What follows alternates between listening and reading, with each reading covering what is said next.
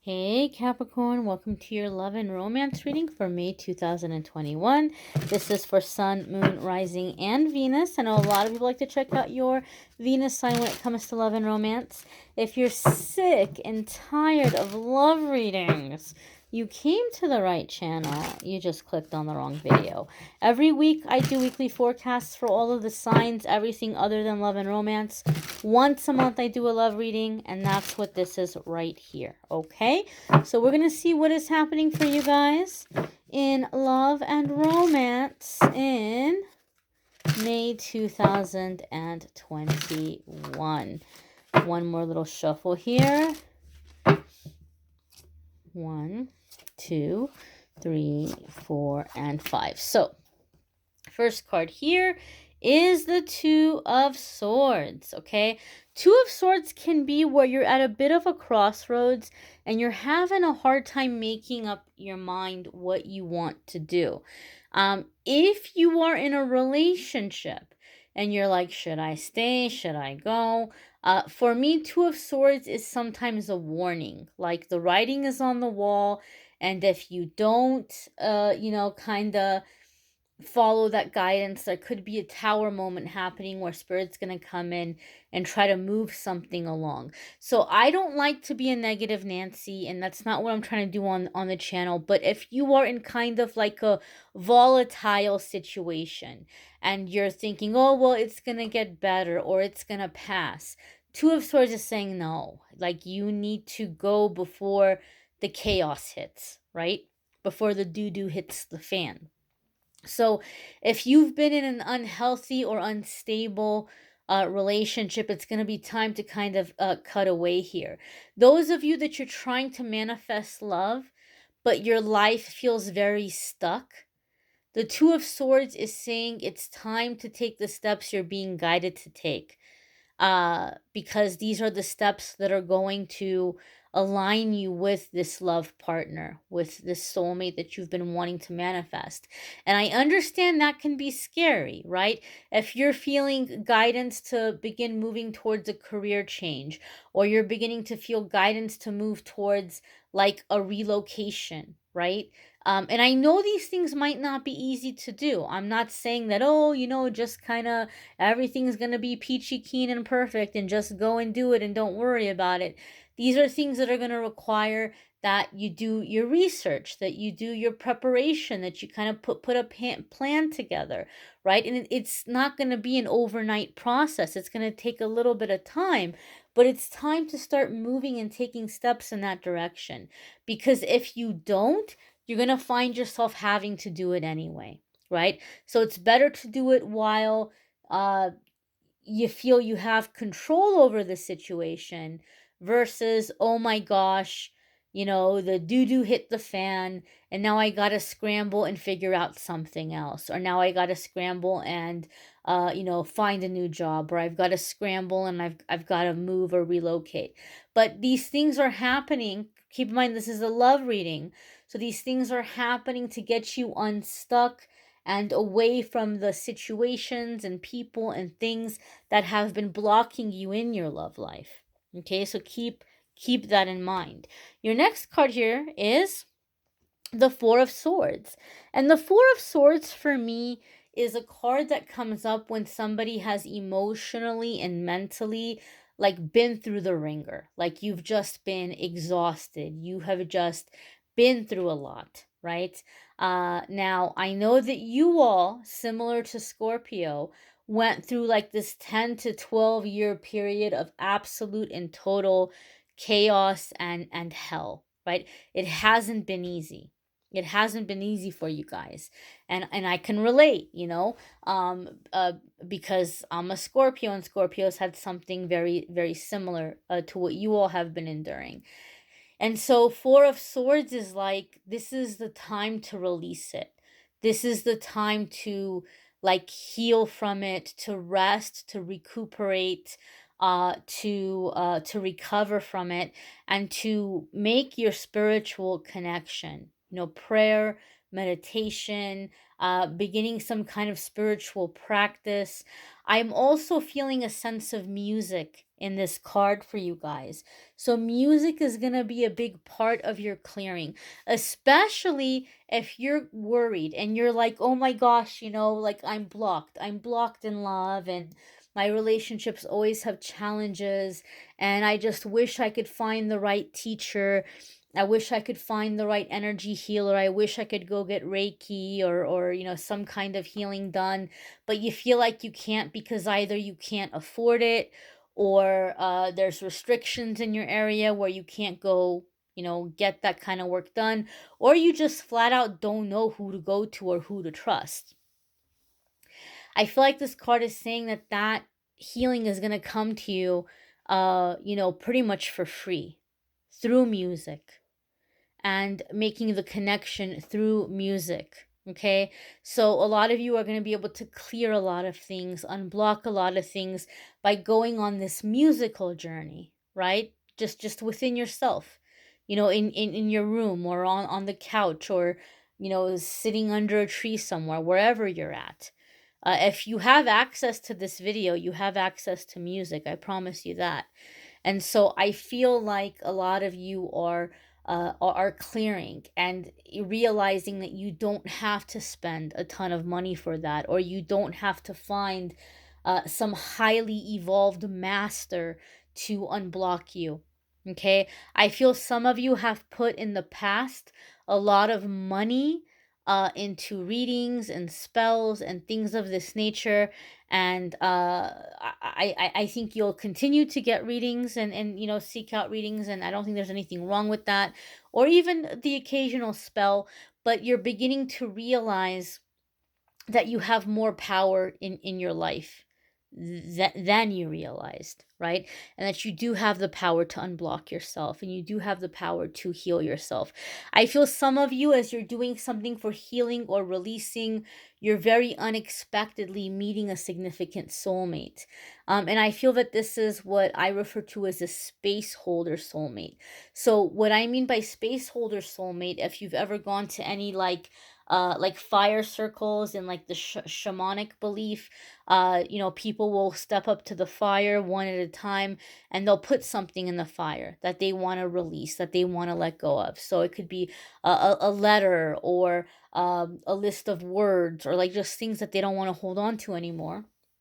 And somebody else will stand behind that person and just hold their arms out. That's it. They're not touching. They're not touching the other person. They're not saying anything. They're not directing them. They're just creating this wall of positive energy. They're just creating this space that, look, I've got your back. You're safe. You take all the time you need standing there. You take all the time you need to release, to get out whatever you need to get out, to manifest whatever you want to manifest. I've got your back. I'm keeping you safe. I'm keeping you safe right now.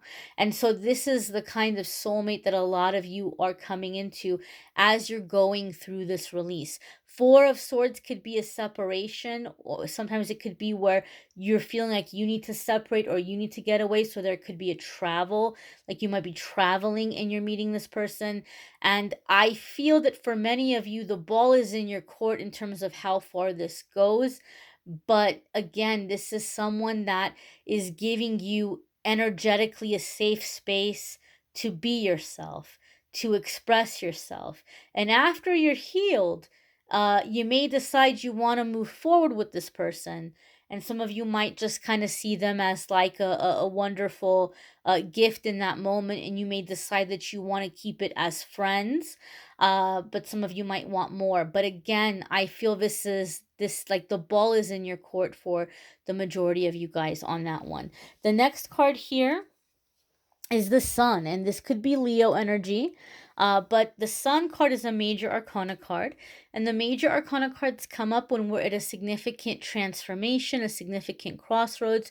We're coming into a defining moment and into a new chapter in our life, and the Sun card is super positive, especially when we're looking at love, because the Sun card is true love, it's playfulness, it's freedom. It's also a card that comes up when we're kind of breaking away from codependency or codependent relationships, because the Sun card is going to be the kind of relationship where you have two people who are free to be themselves and to go where they want to go and to do what they want to do.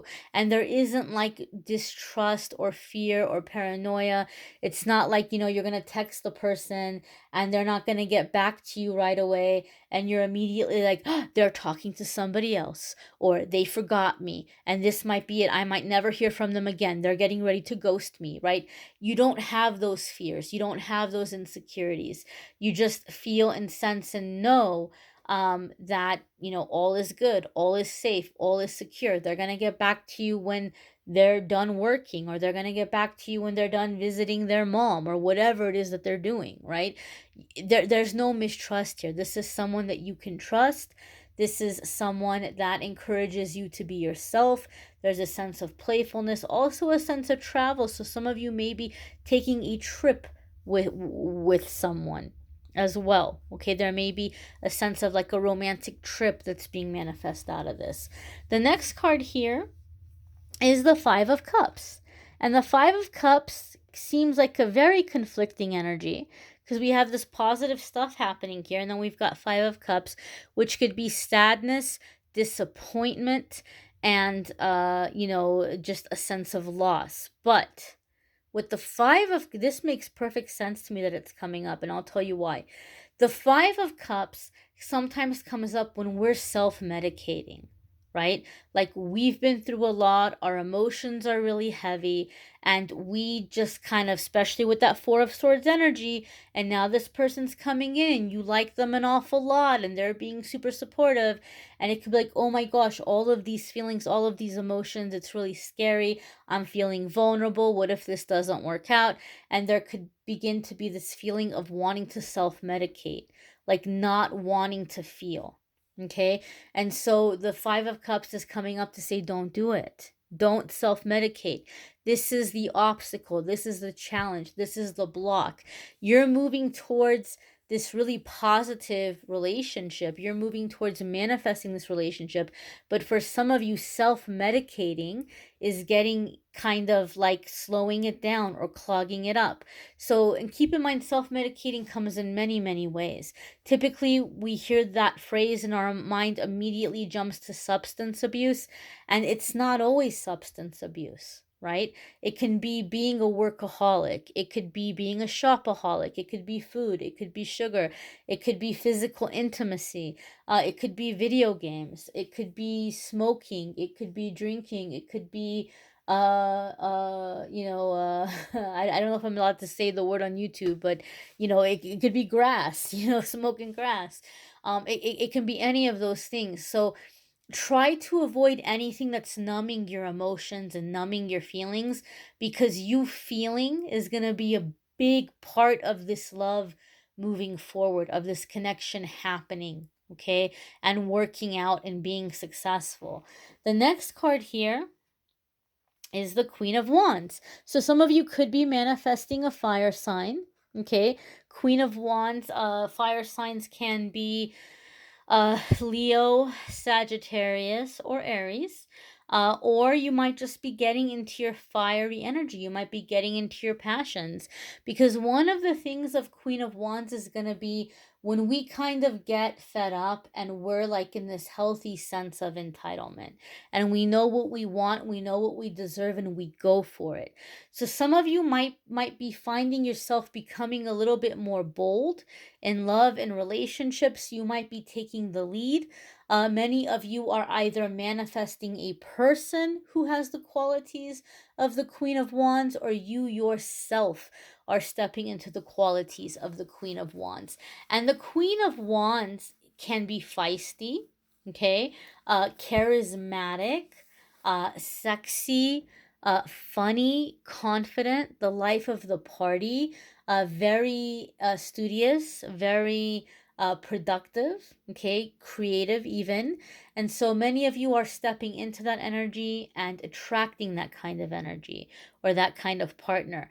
I also feel that a lot of you have been frustrated in your love life because you maybe have manifested relationships, but maybe you didn't have the attraction for the person that you were hoping to feel, and you specifically, especially, didn't have the physical chemistry that you wanted to feel. And so now you're manifesting somebody where there is attraction and there is physical chemistry. But obviously, the more important things to here with the Sun card, the connection, the playfulness, the freedom, the being able to be yourself, the trust, the true connection and emotion, all of those important things as well, but also the attraction, also the physical chemistry.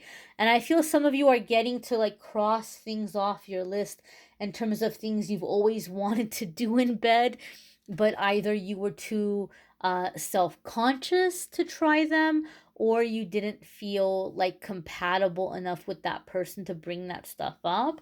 So I do feel some of you are kind of connecting with that kind of energy with this partner and with your love life as well. You may want to check out your moon sign and rising sign videos, or your Venus sign if this isn't your Venus sign, because some months those might resonate with you more than others. It might add a little extra information sometimes.